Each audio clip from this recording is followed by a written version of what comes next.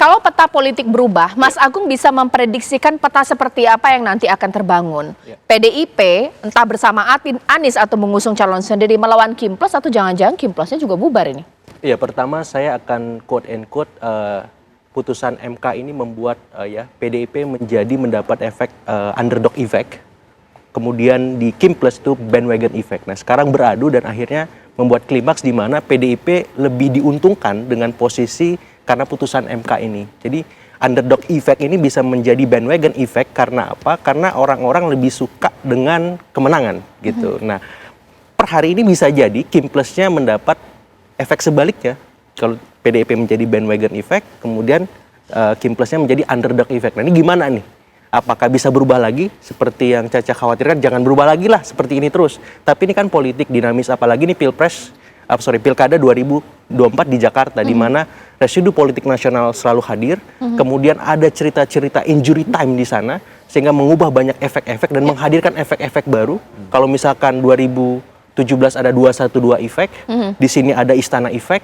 Nah, saya kira MK efek ini bisa menjadi nalar baru ketika 2024 mengemuka proses pertandingannya yang demikian. Nah, yang menarik adalah saya akan ngutip lagi soal bagaimana efek putusan MK ini terstruktur, sistematis, dan masif. Terstruktur di politik itu dalam artian tadi ya, koalisinya berubah, koalisinya bergoyang, dan ini bisa menghadirkan situasi baru di Kimples sendiri. Ya. Karena yang menarik, putusan ini kan lahir dari gugatan Partai Gelora yang notabene anggota dari Kimples itu. Ini akan menjadi ancaman nggak sih Mas Agung untuk yang sudah mendeklarasikan PKS bahkan juga koalisi bersama dengan Ridwan Kamil? Otomatis ya, karena sebelum putusan MK lahir kan ada perasaan di mana kita tidak ada lawan yang sepadan, hanya paslon independen. Ketika putusan ini lahir, otomatis Anies dan Ahok mengemuka. Dan ini adalah orang-orang yang disurvei sangat tinggi dan berhasil. Sementara ini mengalahkan Ridwan Kamil. Nah, harus bagaimana Kimples? Nah, kita akan menunggu respon itu dan saya kira pertandingannya akan menarik dan beginilah demokrasi yang ideal menurut kita semua. Saya sudah tersambung dengan Bang Nasir Jamil mewakili PKS. Dibandingkan Pak Suswono, nama Anies dan Ahok secara survei ini unggul. Seberapa percaya diri kemudian koalisi Jakarta Maju bersama dengan Pak Ridwan Kamil? Mundur nggak jangan-jangan ini PKS dari koalisi yang sudah mendeklarasikan diri? Begini, pertama tentu kita melihat Mahkamah Konstitusi itu bukan hanya penyeimbang demokrasi, bukan hanya penjaga konstitusi, tapi juga diakui atau tidak telah menjadi peradilan politik.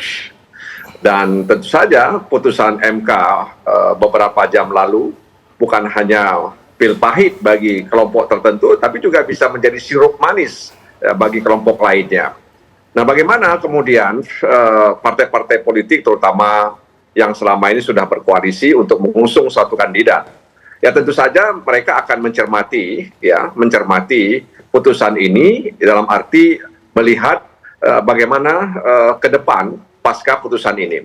Tapi memang di sisi lain saya pribadi menilai bahwa putusan MK itu juga sebenarnya memberikan ruang kepada partai-partai politik untuk menghadirkan apa yang disebut dengan regenerasi kepemimpinan. Jadi sirkulasi elit kepemimpinan itu telah dibuat oleh Mahkamah Konstitusi, ya. Nah, oleh karena itu ini kesempatan sebenarnya bagi partai-partai politik untuk mengusung kader-kadernya yang mumpuni, yang punya kapasitas, kompetensi, kapabilitas dan integritas untuk dipilih oleh masyarakat. Tapi di sisi lain ada realita politik di mana koalisi itu kemudian telah dilakukan. Nah, karenanya kan pertanyaan banyak orang adalah apakah putusan MK itu akan mengubah konstelasi, komposisi, dan koalisi yang hari ini sudah dibangun. Nah, karena itu saya pikir partai-partai politik yang sudah tergabung dalam suatu koalisi, kemudian sudah melakukan deklarasi, tentu mereka bisa mengambil keputusan jalan terus, atau seperti apa. Nah, survei itu sendiri memang sebenarnya juga persepsi, ya. Survei itu kan hanya panduan, ya, bukan realita yang sebenarnya.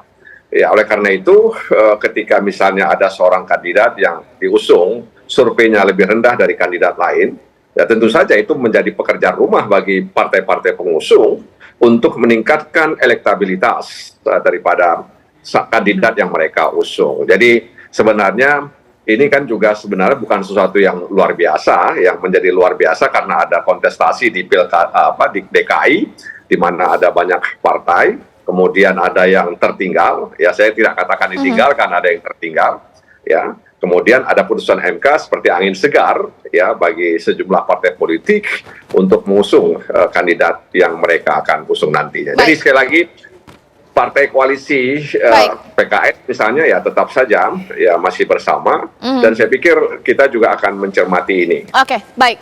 Sekarang saya ke Bang Hanta. Secara survei kan jelas di sini Mas Agung mengatakan bahwa ini bisa menjadi game changer, mengubah peta partai politik, peta politik, karena memang secara survei nama-nama yang mungkin akan mengusung akan mengacaukan deklarasi yang saat ini sudah terjadi. Nama Ridwan Kamil, Pak Suswono.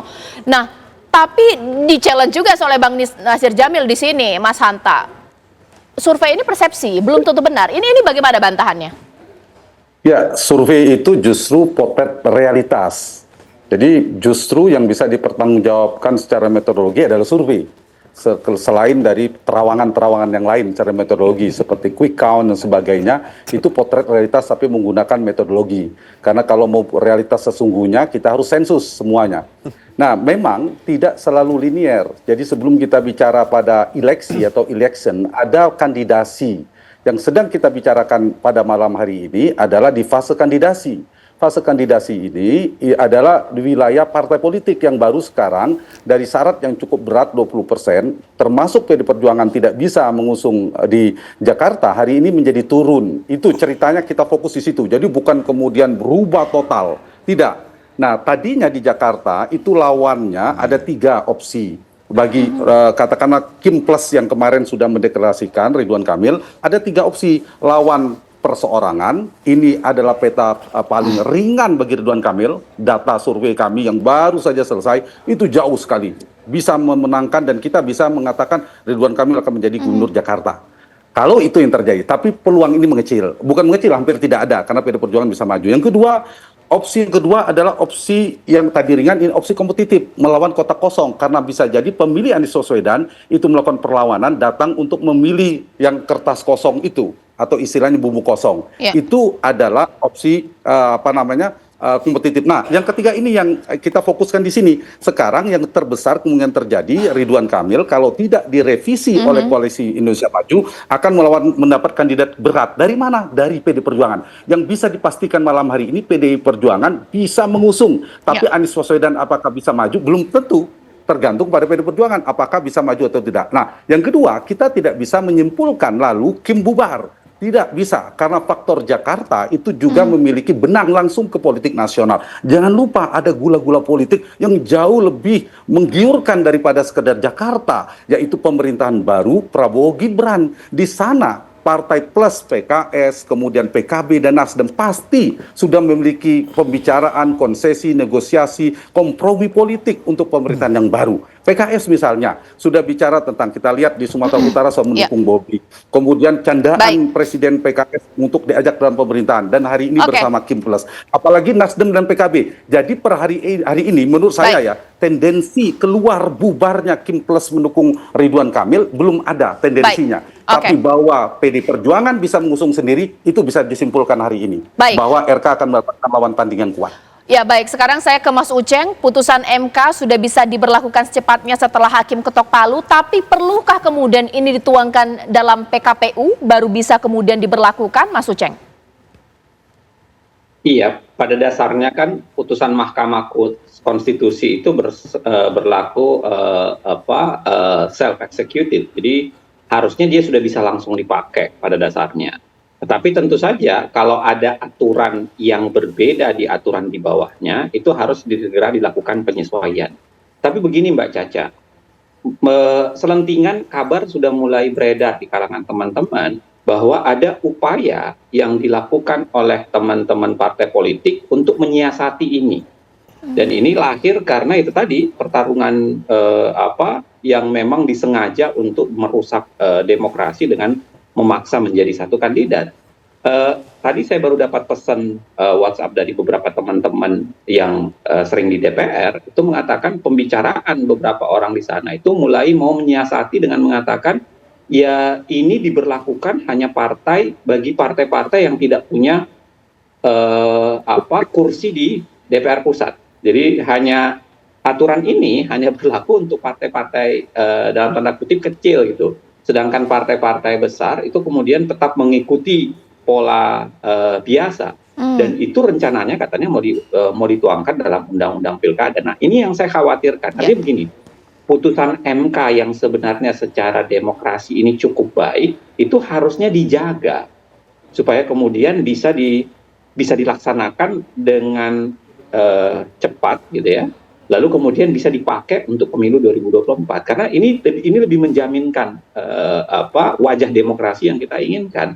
Tetapi kalau seperti saya bilang tadi ada tindakan atau ada upaya untuk kembali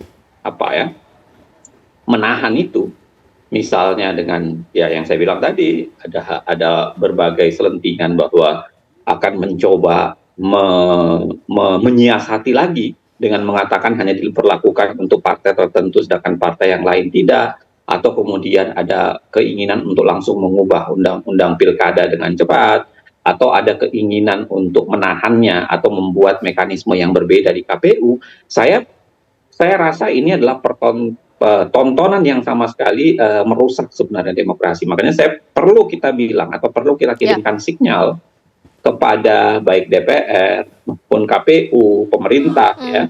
Saya kira arus baik ini dilanjutkan, jangan kemudian malah dibuat arus balik gitu. Arus yang baik ini harusnya dilanjutkan dalam proses kontestasi lokal sehingga bisa menjaminkan demokrasi yang paling tidak secara proses lebih baik dibanding kemudian ada upaya-upaya untuk membalik lagi arus yang sebenarnya sudah cukup baik. Baik, terima kasih Mas Uceng. Ini menjadi bahasan yang menarik. Sesaat lagi nanti kita akan bahas bahwa ada upaya untuk mencari celah dari aturan ini. Tetap kemudian harus koalisi besar yang kemudian akan mendominasi Pilkada Jakarta. Jika pola seperti itu, kira-kira siapa yang paling diuntungkan? Nanti kita akan tanya dari perwakilan Kim Plus, mulai dari Partai Gerindra, bahkan juga Golkar, pemirsa, bahkan juga Mas Seno nanti akan menanggapinya sesaat lagi.